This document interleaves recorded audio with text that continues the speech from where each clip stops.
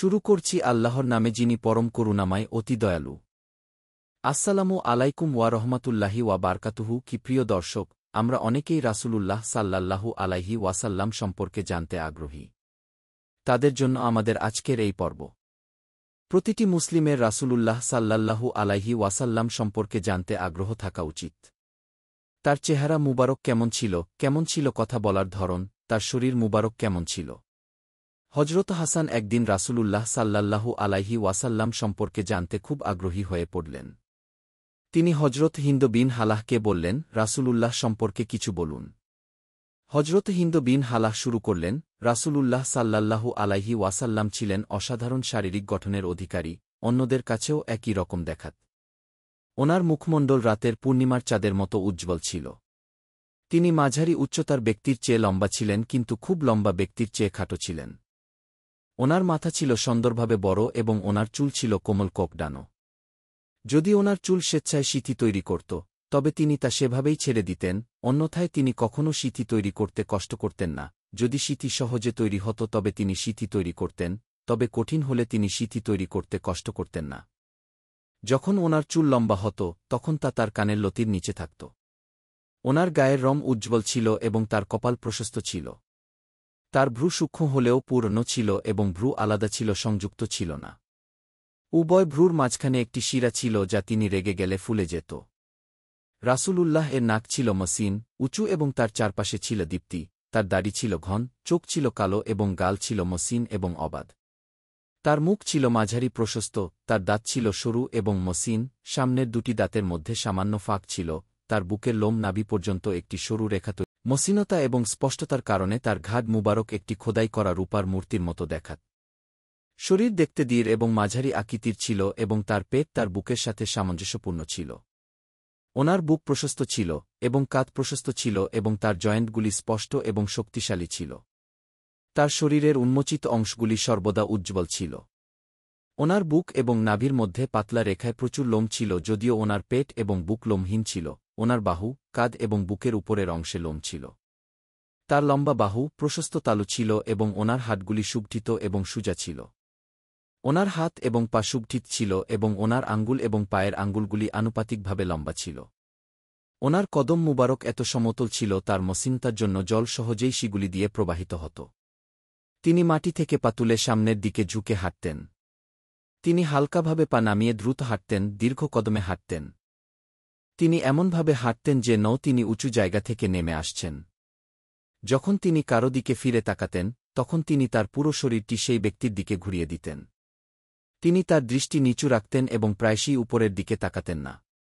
বিনয়ের কারণে তিনি কখনও কারো দিকে সরাসরি মুখ করে তাকাতেন না, সর্বদা তার সাথীদের পিছনে হেঁটে যেতেন এবং যাদের সাথে দেখা হতো তাদের সালাম করার আগে তাদের সালাম দিতেন। হজরত হাসান তার চাচাকে রাসূলুল্লাহ কিভাবে কথা বলতেন তা বর্ণনা করতে বললেন।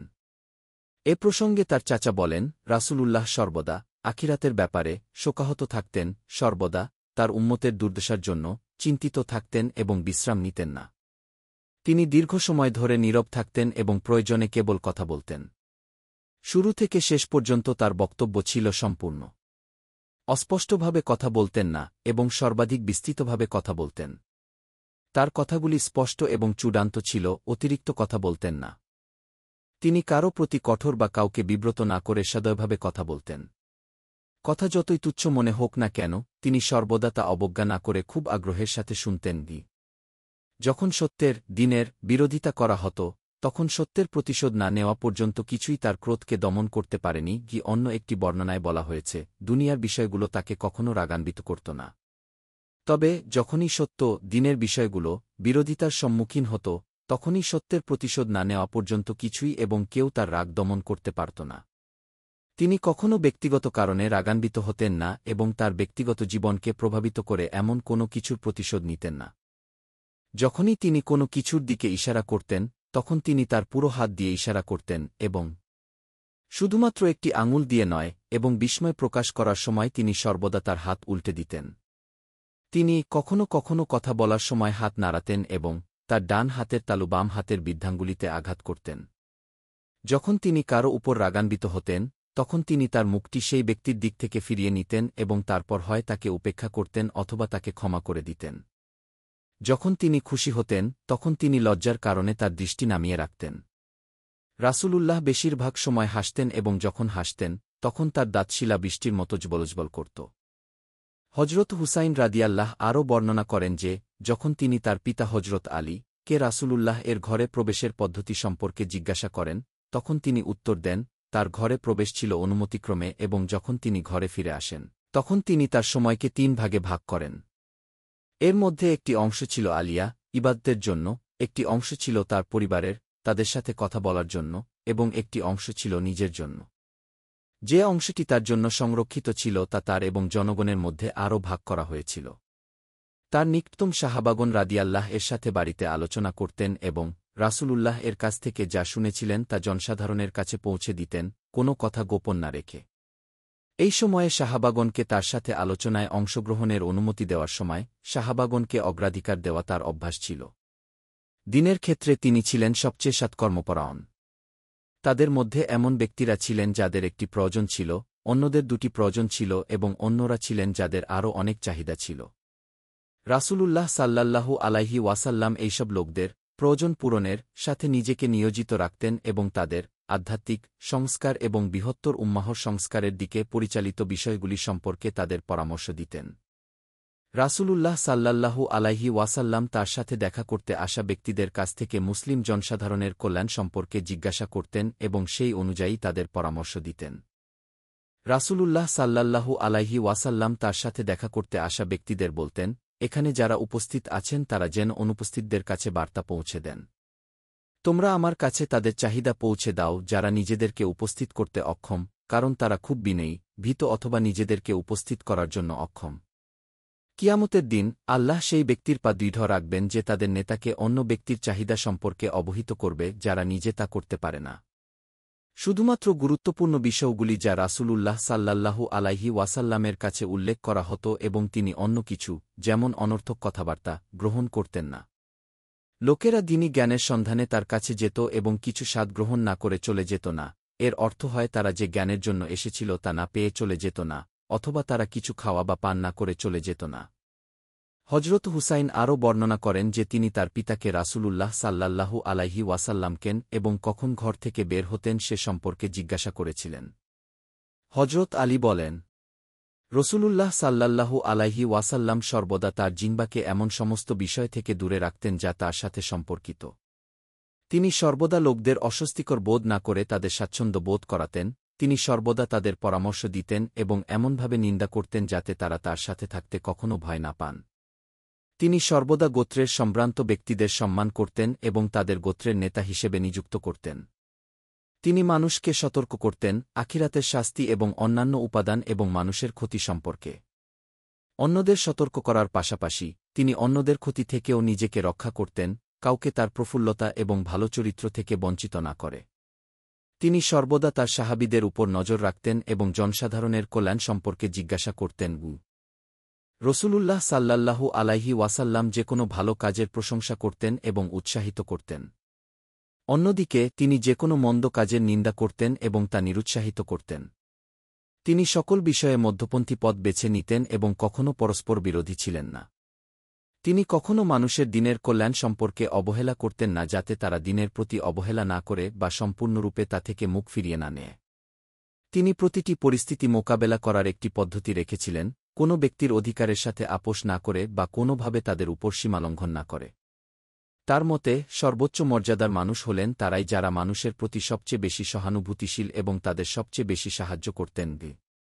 হজরত হুসাইন রাদিয়াল্লাহ বর্ণনা করেন যে তিনি তার পিতাকে রাসূলুল্লাহ সাল্লাল্লাহু আলাইহি ওয়াসাল্লাম কর্তৃক আয়োজিত সমাবেশ সম্পর্কে আরও জিজ্ঞাসা করেছিলেন। হজরত আলী রাদিয়াল্লাহ বলেন, রাসূলুল্লাহ কখনও জিনবাই জিকির না করে বসতেন বা দাঁড়াতেন না। তিনি মসজিদে নিজের জন্য কখনও মসজিদে জায়গা সংরক্ষণ করতেন না এবং অন্যদেরও এটি করতে নিষেধ করতেন। যখনই তিনি কোনো জমায়েতে আসতেন তিনি জমায়েতটির খালি জায়গায় বসতেন এবং লোকেদেরকেও একই কাজ করার নির্দেশ দিতেন। তিনি জমায়েতে উপস্থিত প্রতিটি ব্যক্তির প্রতি সমান মনোযোগ দিতেন যাতে তারা সকলেই মনে করত যে তারাই সবচেয়ে সম্মানিত। যখনই কোনো ব্যক্তি তার সাথে বসতেন বা কোনো প্রয়োজন মেটাতে তার সাথে দাঁড়াতেন, তখন পর্যন্ত ধৈর্য ধরে তার সাথে থাকতেন যতক্ষণ না সেই ব্যক্তি নিজেই বিদায় নেন। যখন কেউ তার কাছে কিছু চাইত, তিনি সেই ব্যক্তির চাহিদা পূরণ করতেন, অথবা দয়া করে বলতেন যে তার চাহিদা পূরণের সামর্থ্য তার নেই। রাসূলুল্লাহ সাল্লাল্লাহু আলাইহি ওয়াসাল্লাম তার প্রফুল্লতা এবং সদাচরণ সকলের মধ্যে এমনভাবে বিতরণ করতেন যাতে তিনি সকলের পিতা হয়ে ওঠেন এবং সকলের অধিকার সমানভাবে পূরণ করতেন। তার সমাবেশে সহনশীলতা, বিনয়তা, সহনশীলতা এবং গোপনীয়তা অন্তর্ভুক্ত ছিল। তার সমাবেশে কখনও উচ্চকণ্ঠ ছিল না। খ্যাতিকে কখনও কলঙ্কিত করা হতো না এবং কখনও দোষত্রুটি প্রচার করা হতো না। তার সমাবেশে উপস্থিত ব্যক্তিদের সাথে সমান আচরণ করা হতো, কোনো বর্ণগত ও সামাজিক বৈষম্য ছিল না, এবং কেবলমাত্র তাদের তাকওয়ার স্তরের সাথে সম্পর্কিত লোকদের উচ্চ সম্মান করা হতো।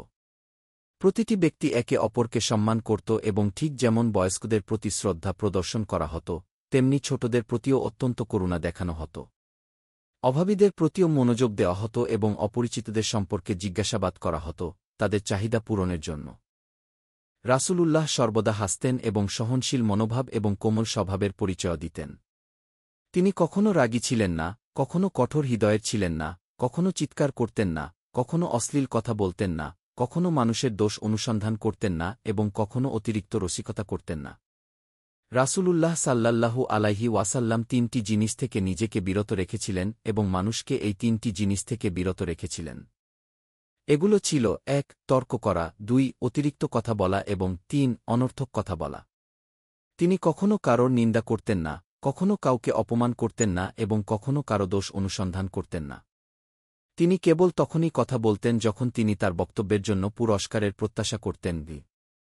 রাসূলুল্লাহ সাল্লাল্লাহু আলাইহি ওয়াসাল্লাম যখন কথা বলতেন, তখন মজলিসে বসে থাকা সাহাবাগণ মাথা নিচু করে বসে থাকতেন যেন তাদের মাথায় পাখি বসে আছে। তারা একেবারে স্থির হয়ে বসে থাকতেন যেমন লোকেরা ভয় পেত যে তাদের কোনো নড়াচড়া রাসূলুল্লাহকে বিরক্ত করবে। সাহাবাগণ তার কথা বলার সময় চুপ থাকতেন এবং যখন তিনি চুপ থাকতেন তখনই কথা বলতেন। তারা তার উপস্থিতিতে কখনও তর্ক না করার বিষয়েও যত্নবান থাকতেন। রাসূলুল্লাহ সাল্লাল্লাহু আলাইহি ওয়াসাল্লাম বলতেন, কোনো অভাবী ব্যক্তিকে দেখলেই তাকে সাহায্য কর। তিনি কেউ তার প্রশংসা করা সহ্য করতেন না, যদি না কেউ তার কোনো উপকারের জন্য কৃতজ্ঞতা প্রকাশ করে। রাসূলুল্লাহ সাল্লাল্লাহু আলাইহি ওয়াসাল্লাম এটি করার অনুমতি দিয়েছিলেন যাতে লোকেরা জানতে পারে যে তাদের অন্যদের প্রতি কৃতজ্ঞতা প্রকাশ করা উচিত। তিনি কখনও কোনো ব্যক্তির বক্তৃতা বন্ধ করতেন না যতক্ষণ না সেই ব্যক্তি কিছু ভুল কথা বলে। সেক্ষেত্রে রাসূলুল্লাহ ব্যক্তিকে বাধা দিয়ে বক্তৃতা বন্ধ করে দিতেন অথবা উঠে চলে যেতেন। হজরত হুসাইন রাদিয়াল্লাহ আরও বলেন যে তিনি তার পিতাকে রাসূলুল্লাহ সাল্লাল্লাহু আলাইহি ওয়াসাল্লাম কিভাবে নীরবতা পালন করতেন সে সম্পর্কে জিজ্ঞাসা করেছিলেন। তার পিতা হজরত আলী রাদিয়াল্লাহ উত্তর দিয়েছিলেন, রাসূলুল্লাহ 4 বার নীরবতা পালন করেছিলেন। এগুলো ছিল যখন তাকে কোনো কিছু সহ্য করতে হয়, যখন সাবধানতা অবলম্বন করতে হয়, যখন কোনো কিছু বিবেচনা করতে হয় এবং যখন কোনো কিছু নিয়ে চিন্তা করতে হয়। দুটি বিষয় তিনি সবসময় বিবেচনা করতেন। এই দুটি বিষয় তিনি সকল মানুষকে একইভাবে দেখতে এবং 2. সকলের কথা একইভাবে শুনতে পারতেন। এছাড়াও দুটি বিষয় তিনি সাধারণত চিন্তা করতেন। এগুলো ছিল যা চিরস্থায়ী, আখিরাত, এবং এই পৃথিবী যা শেষ হয়ে যাবে, আল্লাহ তাআলা। রাসূলুল্লাহ সাল্লাল্লাহু আলাইহি ওয়াসাল্লামকে ধৈর্য ও ধৈর্যের গুণাবলী দান করেছিলেন, যার কারণে কোনো কিছুই তাকে এতটা রাগান্বিত করেনি যে তিনি নিজের উপর নিয়ন্ত্রণ হারিয়ে ফেলেন। রাসূলুল্লাহ সাল্লাল্লাহু আলাইহি ওয়াসাল্লাম 4টি বিষয়ে সতর্কতা অবলম্বন করেছিলেন। এগুলো ছিল: 1. নিশ্চিত করা যে তিনি যেন ভালো কাজ করেন যাতে তার উদাহরণ অনুসরণ করা যায়। 2. মন্দ কাজ এড়িয়ে চলা যাতে অন্যরাও তা থেকে দূরে থাকে। 3. উম্মাহর জন্য উপকারী বিষয়গুলিতে মন দেওয়া এবং 4. দুনিয়া ও আখিরাতে উম্মাহর জন্য উপকারী বিষয়গুলিকে গুরুত্ব দেওয়া। জাযাকুমুল্লাহু খাইর।